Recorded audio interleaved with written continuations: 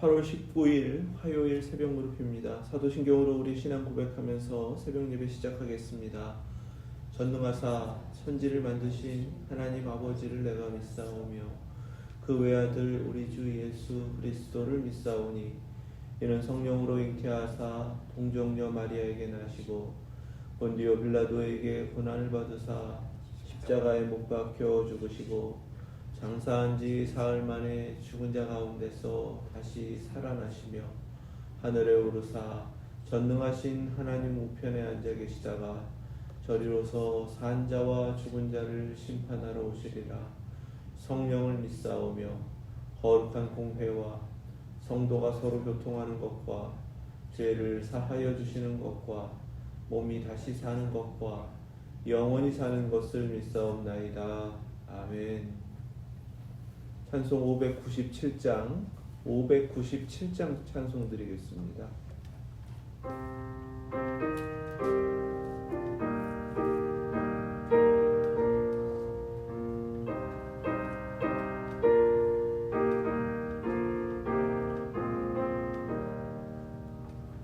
이전에 주님을 내가 몰라 영광의 주님을 비방했다. 지극한 은혜 내게 넘쳐 날 불러주시니 고마워라. 나 받은 달란트 얼마론가 나 힘써 그것을 남기어서 합절로 주님께 바치우면 충성된 종이라 상 주시리. 전하고 무능한 나에게도 귀중한 직분을 맡기셨다. 그 은혜 고맙고 고마워라. 이 생명 바쳐서 충성하리. 나 하는 일들이 하도 적어 큰 열매 눈앞에 안 되어도 주님께 죽도록 충성하면 생명의 면류관 얻으리라. 아멘. 아멘. 나훔 2장 1절에서 10절 말씀입니다. 오늘 주신 말씀은 구약성경 1300페이지 나훔 2장 1절에서 10절 말씀입니다. 하나님의 말씀 믿음으로 함께 받겠습니다. 파괴하는 자가 너를 치러 올라왔나니 너는 산성을 지키며 길을 파수하며 내 허리를 견고히 묶고 내 힘을 크게 굳게 할지어다. 여호와께서 야곱의 영광을 회복하시되 이스라엘의 영광 갖게 하시나니 이는 약탈자들이 약탈하였고 또 그들의 포도나무 가지를 없이 하였음이라. 그의 용사들의 방패는 붉고 그의 무사들의 옷도 붉으며 그 항오를 버리는 날에 병거의 쇠가 번쩍이고 노송나무 창이 요동하는도다. 그 병거는 미친 듯이 거리를 달리며 대로에서 이리저리 빨리 달리니 그 모양이 횃불 같고 빠르기가 번개 같도다. 그가 그의 존귀한 자들을 생각해내니 그들이 엎드러질 듯이 달려서 급히 성에 이르러 막을 것을 준비하도다. 강들의 수문이 열리고 왕궁이 소멸되며 정한 대로 왕후가 벌거벗은 몸으로 끌려가니 그 모든 시녀들이 가슴을 치며 비둘기같이 슬피 우는도다.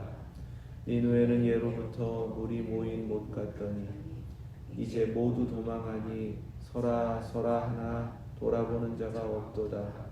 은을 노력하라 금을 노력하라 그 저축한 것이 무한하고 아름다운 기구가 풍부함이니라. 니누에가 공허하였고 황폐하였도다. 주민이 낙담하여 그 무릎이 서로 부딪히며 모든 허리가 아프게 되며 모든 낯이 빛을 잃도다. 아멘. 하나님 말씀입니다. 주전 612년에 실질적으로 바벨론 연합군에 의해서 니느웨가 정복이 되는데 굉장히 큰 전쟁 가운데에서 큰 희생을 남기면서 이제 니느웨는 멸망을 하게 됩니다. 이 사건을 어떤 역사책에도 이렇게 자세하게 기록하고 있는 곳이 없습니다. 당시에 니느웨 성에서 일어난 전쟁의 모습, 그리고 얼만큼 참혹했고 얼마나 두려운 일들이 있었는지를 성경은 너무나 자세하게 기록을 하고 있어요. 이 말씀은 유다에 있는 나홈이라는 선지자에게 하나님께서 환상으로 보게 하신 그대로를 기록한 말씀입니다. 니느웨라는 곳, 이방 족속의 일들, 그들을 향해서 하나님께서 예언하게 하셨는데 이 예언의 말씀이 선포될 때 얼마나 많은 사람들이 귀 기울였겠는가입니다. 유다에 있는 많은 사람들은 설마 이런 일이 있겠는가 많이 귀 기울이지 않았어요. 믿는 사람도 많지 않았었습니다. 그리고 나홈 선지서의 이 말씀도 그냥 이렇게 예언되었을 때는 외면당하고 지나갔었던 말씀이었습니다. 그런데 나중에 실질적으로 이렇게 예언된 말씀 그대로 역사 가운데 일어난 것을 경험한 뒤에 나홈 선지자를 통해서 선포된 말씀을 다시금 기록을 찾고 또 보존하게 되는 그런 일들이 벌어진 거예요. 소선지서가 아주 짧게 기록된 예언의 말씀들을 모아놓았는데 왜 그렇게 짧게 모여졌냐 하면 선포됐을 때는, 말씀이 예언되었을 때는 누구도 귀 기울이지 않다가 그 예언의 말씀이 실질적으로 역사 가운데 그대로 이루어지자 후에 그렇게 찾고 또 모으고 보존하게 되었기 때문에 그렇습니다. 이 선지서의 말씀은 바로 그렇게 하나님께서 미리 알게 하신 그 말씀 그대로 역사 가운데 이루어졌고 그렇게 역사를 주관하시는 하나님을 증거하는 말씀이 됩니다. 하나님의 진실이기 때문에 기록된 것입니다. 하나님의 뜻이 어디 있는가? 하나님께서 지금 이 말씀을 통해 우리에게 깨닫게 하신 대로 하나님 지금도 역사하고 계시는데 그 역사하시는 하나님이 지금 어디에 계신가? 어떻게 우리에게 역사하고 계시고 우리의 앞길을 인도하고 계시는가? 말씀 속에서 바로 그 살아계신 하나님을 깨달으시고 늘 말씀의 진리 가운데 서셔서 말씀 앞에서 깨닫게 하시는 대로 순종하며 말씀의 삶을 이루어가실 수 있기를 주님의 이름으로 축원합니다. 니느웨 성에 닥쳐올 두려운 하나님의 심판, 그 심판의 일들을 이루어가는 것을 환상 속에서 파괴하는 자 이렇게 보게 하셨습니다. 파괴하는 자라는 것은 역사 속에서 아수르라는 제국이 파괴하는 이들이고 또 남의 것들을 침략하여서 빼앗는 이들이었습니다. 그런데 자신들이 그렇게 살아왔던 그 모습 그대로 이제는 하나님께서 보복하신다 하신 그 말씀 그대로 자신들이 당하게 되는 겁니다. 너를 치러 올라왔다 이렇게 경고가 시작됩니다. 빨리 전쟁 준비하라는 경보가 니느웨 성 곳곳에서 울리고 있는 것과 같아요. 산성 지켜라, 길을 파수해라, 허리 견고히 묶어라, 힘을 크게 굳게 해라. 당시의 니느웨 성은 아주 견고한 철옹성과 같은 곳이었습니다. 티그리스 강이 흐르고 티그리스 강 서편에 이 견고하게 강을 끼고서 세워진 성이 니느웨 성입니다. 육지로 들어오는 그쪽은 성벽을 아주 견고하게 세웠기 때문에 육지로는 쉽게 침략할 수가 없고요. 동쪽에 흐르는 강은 남쪽까지 에워싸고 있어서 강을 건너지 않으면 니느웨 성을 정복을 할 수가 없어요. 니느웨 성에 살고 있었던 아수르 백성들은 그만큼 자신들은 안전하다라고 여기고 있었습니다. 지금도 이라크 모술이 바로 니느웨인데 대단한 성이었습니다. 그러니까 자신들은 괜찮아라고 여기고 있는데 경보가 울리는 거예요. 이 니느웨의 멸망과 함께 이루시는 하나님의 역사가 무엇인지를 2절에서 이렇게 짧게 보고합니다. 여호와께서 야곱의 영광을 회복하시되 이스라엘의 영광 갖게 하시나니 이는 약탈자들이 약탈하였고 또 그들의 포도나무 가지를 없이 하였음이라. 아멘. 하나님께서 친히 지금 역사에 개입하셨고 그리고 아수르를 멸망시키시면서 아수르에 의해서 멸망당한 이스라엘 그들의 영광을 다시 회복해 주시겠다. 바로 그 일을 지금 이루고 계시는 것이다 말씀하십니다. 어제도 우리가 함께 나눴던 말씀이죠. 하나님의 역사는 항상 이중적으로 이루어지고 있다는 거예요.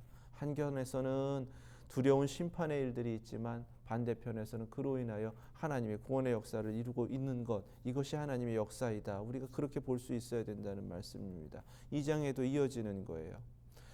이렇게 안전하다 여겼던 니느웨 성에 경보가 울린 이유가 있습니다.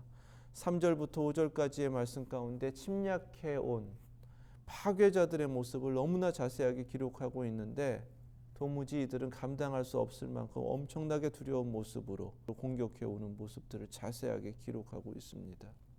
결코 안전을 자랑할 수도 없고 그 가운데 괜찮다라고 여길 수가 없습니다. 5절 말씀 보니까 그가 그의 존귀한 자들을 생각해내니 그들이 엎드러질 듯이 달려서 급히 성에 이르러 막을 것을 준비하도다. 안일하게 있었던 거예요. 괜찮겠다라고 여겼던 겁니다. 설마 그 강을 건너오면서 어떻게 이 성을 공격하겠어라고 생각하고 있었던 것인데 아차 하는 순간에 이미 늦어버린 겁니다. 적군들이 성을 공격해서 들어와 버렸고요. 그런 두려운 싸움이 시작된 겁니다. 니느웨 성이 무너지는 모습이에요. 강들의 수문이 열렸습니다. 강을 건너오는 시간이 있기 때문에 결코 이 강을 넘어서서 성을 공격해 올 수 없다고 생각했는데 강 쪽에 나 있는 벽들이 무너지기 시작하는 모습이에요.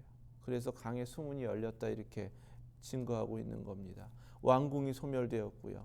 정한대로 왕후가 벌거벗은 몸으로 끌려가니 그 모든 시녀들이 가슴을 치며 비둘기같이 슬피 우는도다. 왕후는 니느웨 성에서 아수르 사람들이 섬겼던 여신들을 상징을 합니다. 그들이 믿었던 것이 다 무너졌고 부끄러움을 당하는 일들이 벌어진다는 겁니다. 아주 잔혹스러운 일들이 벌어지는 거예요. 니느웨가 그런 곳이 아니었다고 증거합니다. 예로부터 물이 모인 곳 같았다. 수많은 사람들이 그곳에 살고 있었는데 이제는 도망가느라고 정신이 없습니다. 서라 서라 아무리 외쳐도 돌아보는 자도 없습니다. 쌓아놓은 은과 금도 누가 지키려고 하지 않습니다. 노력하는 사람들의 그러한 노략물이 될 뿐입니다. 니느웨가 공허하였고 황폐하였도다. 모든 것이 다 무너져 버렸고 모든 것이 다 끝나버린 모습입니다. 주민들은 낙담하고 무릎이 서로 부딪히고 얼마나 두려웠으면 그런 모습이겠어요.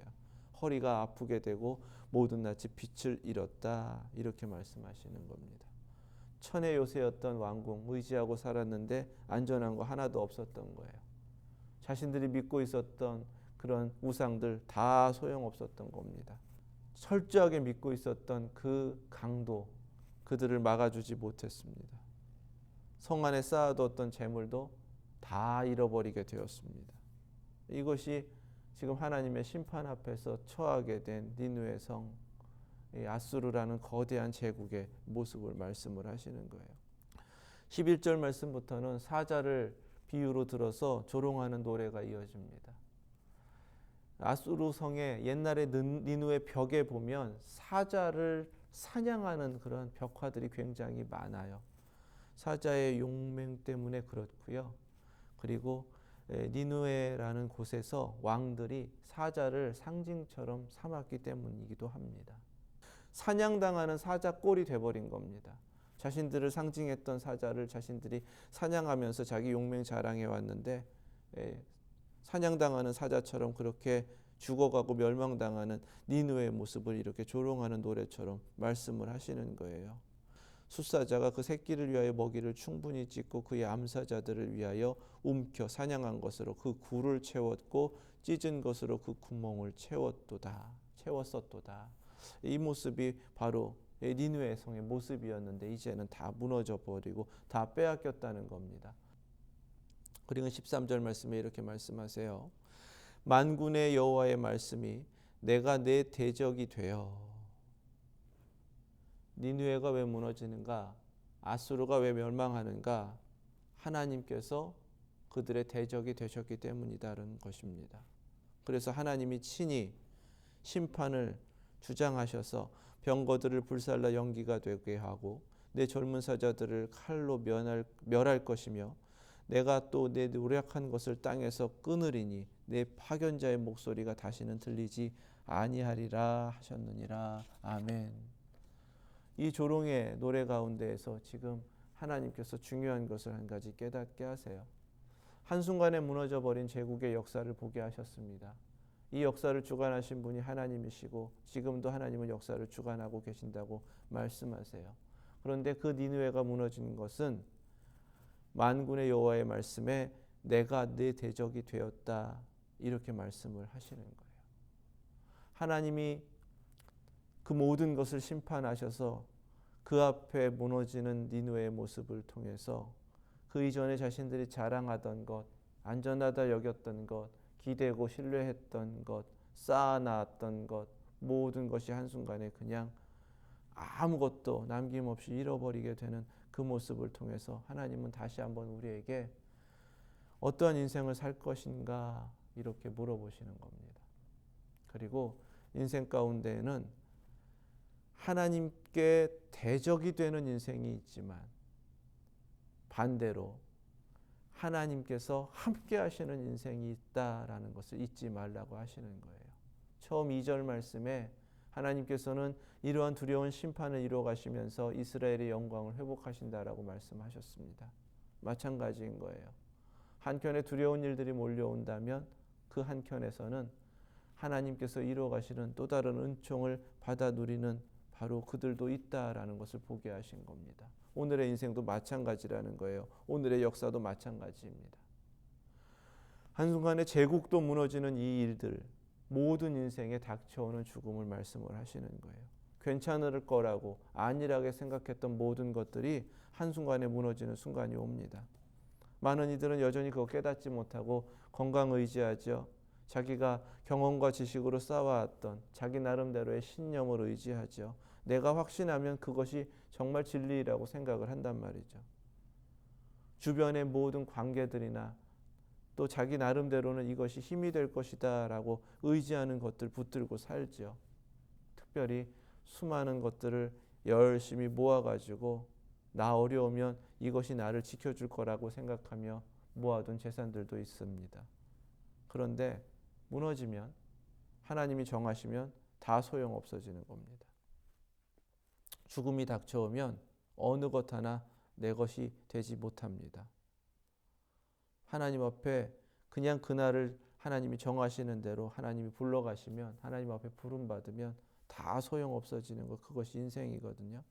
이게 깨닫지 못하고 살아요. 그러니까 계속 그렇게 살다가 그날을 맞이합니다.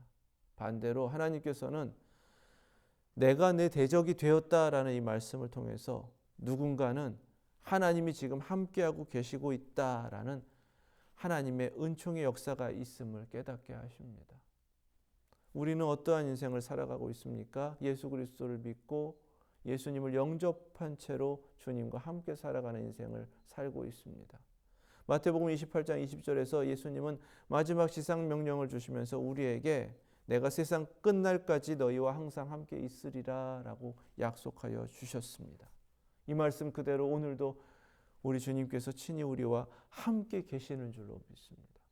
그렇다면 어떤 인생은 하나님의 대적이 되지만 어떤 인생은 이렇게 우리와 같이 하나님이 함께 하시는 인생으로 살아가고 있다는 거예요. 어떤 확신을 가질 수가 있냐는 것입니다. 밀려오는 두려운 일들 앞에서는요, 모두가 그냥 감당할 수 없고 그 일을 맞을 수밖에 없는 거예요. 맞닥뜨릴 수밖에 없는 겁니다. 그때에 하나님의 대적이 된 자들은 그렇게 쓸려가는 거지만 하나님이 함께 하시는 이들은 하나님께 피하여 하나님께서 보호하시는 그 은총을 받는다 오늘 말씀 속에서는 그 말씀을 허락하여 주시는 거예요. 잃어버린 것도 되찾아 주신다는 겁니다. 비록 이스라엘이 패역하여서 심판받고 모든 영광 잃어버렸지만 하나님께서 처음 택하신 하나님의 백성이기 때문에 이렇게 역사의 한가운데에서 하나님 친히 개입하셔서 그 영광도 되찾아 주신다는 것입니다. 로마서 8장 31절에서는 그래서 이렇게 증거하세요. 그런즉 이 일에 대하여 우리가 무슨 말하리요? 만일 하나님이 우리를 위하시면 누가 우리를 대적하리요? 아멘. 하나님이 함께 하시는 사람들이 오늘을 살아가며 특별히 종말의 때에 수많은 어려운 일들, 두려운 일들이 세계 곳곳에서 일어나는 것을 겪어가며 나는 아니야, 나는 괜찮아 라고 여긴다면 니느웨 성의 안에서 안일하게 지냈던 그들하고 다를 바가 없을 겁니다. 하지만 그러한 일들 속에서 나는 주님께 피하는 자, 주님이 나와 함께 하시기 때문에, 주님이 나를 위하시기 때문에 어떠한 것도 나를 해할 수 없다. 하나님 붙들고 살아가는 사람들은 잃어버린 것도 되찾게 하시는 하나님의 택함을 받은 하나님의 백성들이 되는 줄로 믿습니다. 이 분명하고 뚜렷한 이루어졌던 역사를 미리 하나님께서 예언케 하셨던 그 말씀을 통해 우리에게 다시금 예언의 말씀으로 듣게 하시는 거죠. 우리 모두의 인생 가운데도 그러한 일이 이루어질 거라는 거예요. 하지만 어떠한 모습으로 살 거냐는 겁니다. 하나님 대적하는 그 모습으로 살아갈 건가, 아니면 지금 은혜 받은 대로 이렇게 우리가 누리고 있는 하나님과 함께하는 삶을 살고, 믿지 않는 이들도 우리와 같이 하나님을 믿고 하나님을 의지하여서 하나님과 함께하는 삶을 살게 할 것인가. 하나님이 대적하신다라고 하시는 그 원수가 누구인가? 성경에서는 특별히 교만이다라고 말씀하십니다. 베드로전서 5장 5절 말씀이에요. 젊은 자들아, 이와 같이 장로들에게 순종하고 다 서로 겸손으로 허리를 동이라. 하나님은 교만한 자를 대적하시되 겸손한 자들에게는 은혜를 주시느니라. 아멘. 나는 하나님과 함께 있습니다. 나는 하나님을 대적하는 사람이 아닙니다. 내가 주장하는 것이 아니라요. 성경에서는 하나님을 대적하는 자는 교만한 자이다. 하나님과 함께하는 자는, 하나님이 위하시는 사람은 겸손한 자이다라고 분명하게 말씀하고 계십니다. 주일 하나님의 말씀을 통하여 하나님의 일꾼들은 누구인가? 겸손하게 자신을 낮추어 모든 이들을 대하고 하나님께서 원하시는 대로 하나님 나라의 일을 맡은 대로 그 일꾼으로 끝까지 충성하는 자이다. 이렇게 분명하게 우리에게 말씀을 주셨습니다. 오늘 같은 모습을 우리에게 찾고 계시는 거예요. 하나님 나와 함께 하시기 때문에 나의 현재의 삶의 모습은 하나님이 기뻐하시는 허리를 동이고 겸손하게 주의 뜻을 이루어가고 또 주의 종으로 살아가고 있는가입니다. 내 한켠에 나도 모르게 가지고 있는 교만함이 하나님을 대적하고 있다는 사실조차도 모르고 살아가고 있지는 않은가? 문득문득 내 고집 피우면서 나도 그 교만의 걸림돌에 넘어가고 있는 것은 아닌가? 하나님께서 오늘 경고하고 계시는 것입니다. 이 세상에 없어질 것은 어떠한 것도 나를 지켜주지 못합니다. 어떠한 인생도 마찬가지입니다. 정작 우리가 하나님 앞에 의지해야 될 것은 하나님 한 분이시다라는 사실 속에서 나와 함께 하시는 하나님을 오늘도 붙잡고 더욱더 주님께 피하는 자가 되실 수 있기를 축원합니다. 누구도 듣지 않는 하나님의 말씀을 선포하는 나홈 선지자가 있었습니다. 먼 곳, 누구도 생각할 수 없는 그 제국이 무너진다. 그 사실을 몇십 년 전에 하나님께서 환상으로 보게 하셔서 외쳤던 선지자입니다. 아무도 듣지 않았었지만 끝내 그 말씀 그대로 이루어졌고, 이후에 그 말씀은 주섬주섬 찾아서 하나님 말씀이 진짜였습니다. 이제야 뒤늦게 깨달았습니다. 이렇게 성경에 보존되고 있는 것이 바로 나홈 선지서입니다. 우리 그렇게 인생 살면 안 됩니다. 그렇게 신앙생활하면 안 됩니다. 하나님의 말씀이 내게 들려왔을 때 빨리 깨닫고요. 그 말씀 붙잡고요. 그 말씀의 현재를 살아낼 수 있어야 됩니다. 이 인생을 하나님께서 오늘 겸손하게 살아내라고 말씀하세요. 그리고 어떠한 것도 의지하지 말라고 하십니다. 우리 마음 가운데 혹이라도 그런 것이 있을까? 오늘 성령님께서 두드려서 우리에게 깨닫게 하시는 대로 인정할 건 인정하고요. 다시 내려놓을 건 내려놓으시고 다시 겸손한 자로 하나님 앞에 서셔서 오직 하나님께서 이루어가시는 대로 하나님과 함께 하나님의 뜻을 이루어가는 저와 여러분들 되실 수 있기를 주님의 이름으로 축원합니다. 기도하겠습니다. 거룩하신 하나님, 저희들 더욱더 낮은 자 되어서 하나님의 말씀에 귀 기울이고 그 말씀 깨닫게 하시는 대로 순종하여 살아내는 삶을 살아내게 하여 주시옵소서. 오늘도 주님께서 허락하신 이 하루도 하나님 기회로 허락하여 주셨고 하나님 친히 동행하신다 하셨사오니 하나님의 은혜 가운데 하나님의 뜻을 이루어가는 저희들 되게 하여 주시고 무엇보다 말씀의 사람들 되어서 뒤늦게 말씀 깨닫고 아이고 그랬었네 후회하는 것이 아니라 말씀의 현재를 살아내며 말씀 앞에 깨달은 대로 순종하고 말씀대로 하나님의 뜻을 이루어가는 저희들 되게 하여 주시옵소서. 하나님께서 오늘 말씀을 통해 하나님 우리를 위하고 계신다 이렇게 말씀하여 주셨으니 이 말씀 붙잡고 일어섭니다. 세상에 어떤 것도 의지하지 않게 하시고 오직 하나님만을 의지하는 믿음 주시고 더욱 하나님을 바라보면서 그 소망 가운데 일어서는 저희들 웨스트엔드 예수제자교회 되게 하여 주시옵소서. 예수 그리스도의 이름으로 기도드립니다. 아멘. 하늘에 계신 우리 아버지 이름이 거룩히 여김을 받으시오며 나라의 마옵시며 뜻이 하늘에서 이룬 것 같이 땅에서도 이루어지이다. 오늘날 우리에게 일용할 양식을 주옵시고 우리가 우리에게 죄 지은 자를 사하여 준 것 같이 우리의 죄를 사하여 주옵시고 우리를 시험에 들게 하지 마옵시고 다만 악에서 구하옵소서. 나라와 권세와 영광이 아버지께 영원히 있사옵나이다. 아멘.